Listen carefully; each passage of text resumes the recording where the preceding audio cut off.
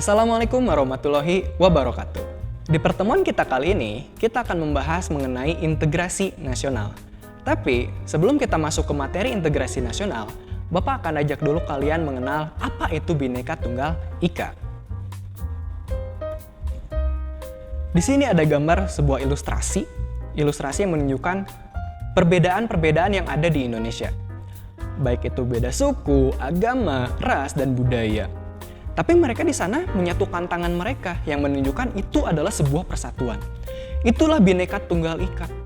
Meskipun kita berbeda suku, agama, ras, dan budaya, tapi kita tetap satu. Ya, jangan dijadikan perbedaan-perbedaan itu menjadi sebuah perpecahan. Ya, karena arti dari Bhinneka Tunggal Ika itu adalah berbeda-beda tetapi tetap satu. Itu yang harus kita pegang teguh. Untuk selanjutnya kita akan berbicara mengenai alat-alat pemersatu bangsa.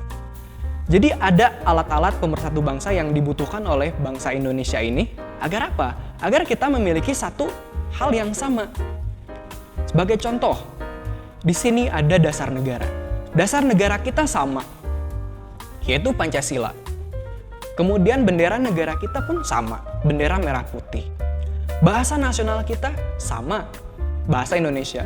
Meskipun di masing-masing daerah itu punya bahasa daerah masing-masing, tetapi bahasa Indonesia ini dijadikan sebagai bahasa persatuan. Kemudian lambang negara ini pun sama, yaitu burung Garuda.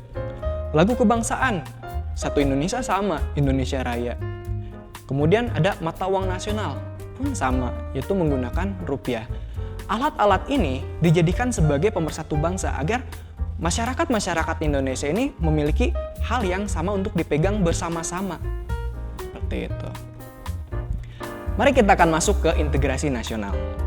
Kita pecah dulu integrasi dan juga nasional. Kemudian nanti di akhir kita akan bahas integrasi nasional. Integrasi ini artinya adalah menyatukan, mempersatukan, menyatupadukan. Dari yang tadinya terpecah-pecah ini disatukan. Itulah integrasi. Kemudian nasional ini artinya bangsa. Ya, nasional ini artinya bangsa. Kemudian apabila disatukan, integrasi nasional ini adalah mempersatukan bangsa, menyatupadukan bangsa. Dari yang tadinya terpecah-pecah menjadi satu. Itulah integrasi nasional. Makanya kenapa tadi kita bahas dulu Bhinneka Tunggal Ika, karena ini akan ada kaitannya antara Bhinneka Tunggal Ika dengan integrasi nasional. Kemudian selanjutnya, ini ada syarat-syarat integrasi nasional. Ada 3 syarat. Yang pertama, anggota masyarakat merasa saling membutuhkan. Nah, untuk syarat yang pertama ini, setiap masyarakat itu jika ingin bersatu, ingin menyatukan, maka mereka harus memiliki pemikiran bahwa mereka ini saling membutuhkan. Saya membutuhkan dia, dia membutuhkan saya. Jika mereka berdua merasa saling membutuhkan, maka integrasi itu akan muncul di sana. Syarat yang kedua adalah terciptanya kesepakatan bersama mengenai nilai dan norma sosial. Nilai dan norma sosial ini berkaitan dengan aturan-aturan yang ada di masyarakat yang harus dipatuhi. Ketika muncul nilai dan norma sosial tersebut, ketika muncul, maka integrasi itu akan muncul karena masyarakat memiliki aturan-aturan yang sama untuk dipatuhi oleh setiap masyarakatnya.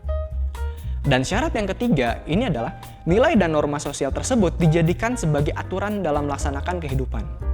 Jika tadi di nomor 2 itu dijadikan terciptanya kesepakatan, dan di yang ketiga ini nilai dan norma atau aturan-aturan yang ada di masyarakat ini dijadikan sebagai pedoman baku, ya, dijadikan sebagai aturan dalam melaksanakan kehidupan.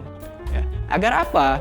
Agar masyarakat ini dapat merasa mereka saling membutuhkan.